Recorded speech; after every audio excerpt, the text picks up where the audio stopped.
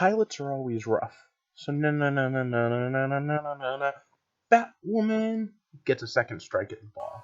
Welcome to the heart of the stories we tell. My name is Rob, and tonight I will be reviewing Batwoman episode 2, The Rabbit Hole. Get it, Bat Ball. She gets it second. Alright, fine. Wasn't that funny anyway. Alright, so in general, these episodes are going pretty fast. I'm still a little off on exactly what the time frame is, and to be honest, I'm still kind of weirded out at the fact that she was a little kid when Bruce tried to save her family and only she survived. Because, I mean, that means what? This Batman's pushing 40? This episode actually gives us an exact year, 15 years ago. So 15 years ago, Bruce was already Batman. Batman has to be after college at least a few years. So yeah. By the way, this also gives us a quote about Wonder Woman that makes me intrigued. But okay, for those of you that don't know what I do here, I take apart stories and I figure out how and why we tell them. Now, lately I've been slacking off on that, but in general, that's what I do here. Some Patreons are helping me try to keep this going, but it's hard doing. The best way you can help me, though, click that subscribe button and join our little community of psychoanalysts. Yeah, that's what I was totally gonna say. All right, so this story is a very personal one, and really, when you think about it, it's entirely about how relationships happen. Relationship is in love, and relationship is in sister. Our shows like this best when they are at their base a drama that throws action in for those of us that like it and throw in the comic book elements, but mostly focus on the relationships? Or are these shows better when they focus on the comic book stuff and the relationship stuff is just the B plot? Now, I kind of get the feeling that that question is a little loaded. So let me explain. I think that Arrow started off much more comic booky with the relationship stuff on the back burner. Supergirl started with its front foot right in relationships, and Flash did a pretty decent mix. But all of them over time have lost me, at least a little bit.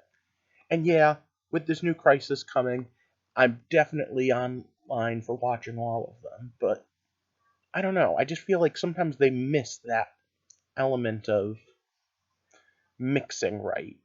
And I don't know which way it's going wrong. Is there not enough action for me, or is there too much action for me?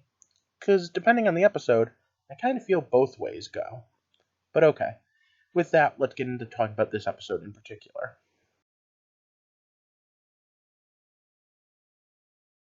And the cast is So once strong, again, it's from Fox stop. to Alice to Spoiler Batwoman, time. all the way through. There's a few characters that I'm not 100% sold on, but I have to say, the acting, at the very least, if nothing else, is stellar. Every one of these people is giving it their all, and you can tell. And for a TV show, it's pretty strong.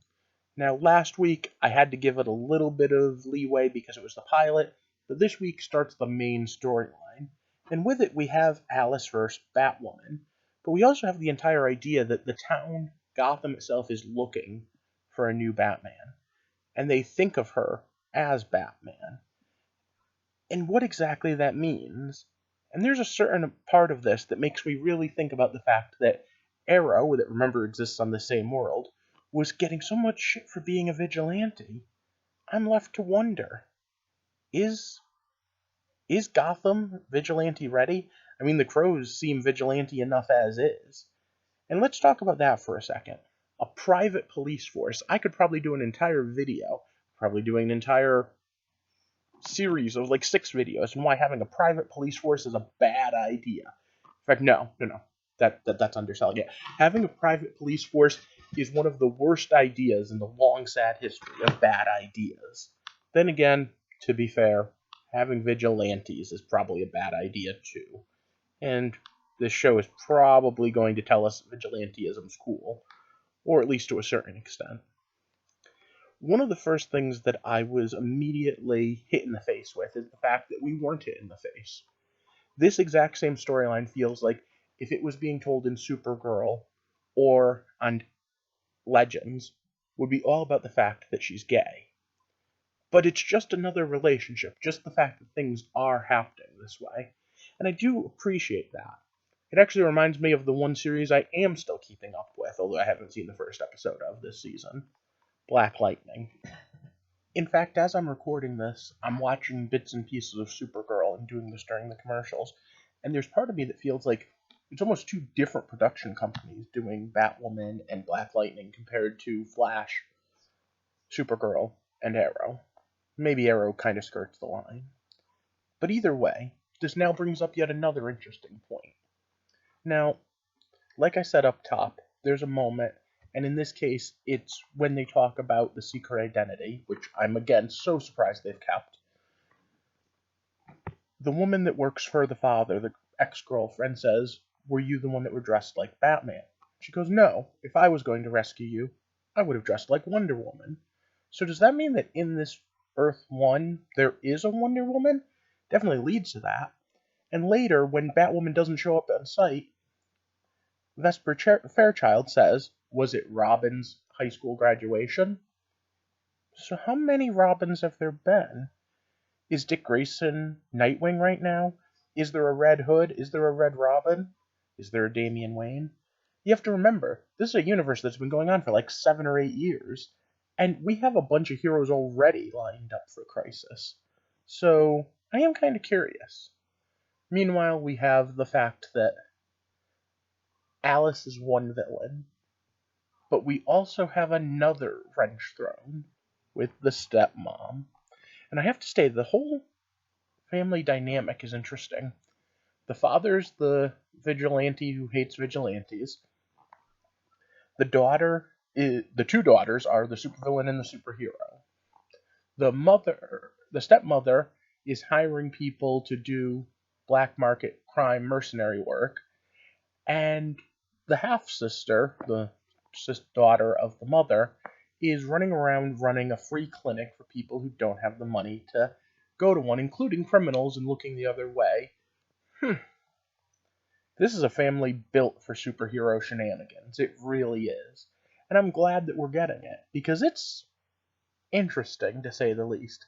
And I love the fact the whole, I don't like sharing, so, your sister's a threat to me, even though, they didn't really do anything with that. And again, the father, well, not a villain per se, is definitely, at the very least, an antagonist right now. And I love the reveal that he lied to Batwoman all those years ago and told Kathy that the skull fragments were found when they really weren't, because he wanted her to give up. He wanted her to move on, because it was killing him how hard she was working, and the fact that there was nothing. But even still, that alone is going to push him and her to the fact that since somehow Alice survived, I think in the comics Alice was actually resurrected. So I don't know, maybe we're going to go with some Lazarus Pit stuff here. We do already have Ra's al Ghul running around in the Arrowverse, but I don't know. This show might end up giving me a run for my money on favorite superhero show. What do you think, though? Is there anything in particular that you really do or don't like? Let me know down in the comment section. Again, I'm still working on the assumption that there will be some payoff to a lot of this, but we're going to have to wait and see. And of course, we've reached the part of the episode where I have to ask you to do all those things that YouTubers ask, like and share, and of course, if you didn't already, click that subscribe button to join our little community here. I'm going to give a big shout out thank you to my Patreons, but first, I need to just tell you that this particular story, I think, is just enough action, just enough flavor to bring about a real case study in how and why we tell these stories, especially the fact that this was adapted differently. And those differences might just be something we can look at. If I get any comments on this video, maybe I will do that Crisis Watch video that I talked about last week. I hope you have a good night, and thanks for watching.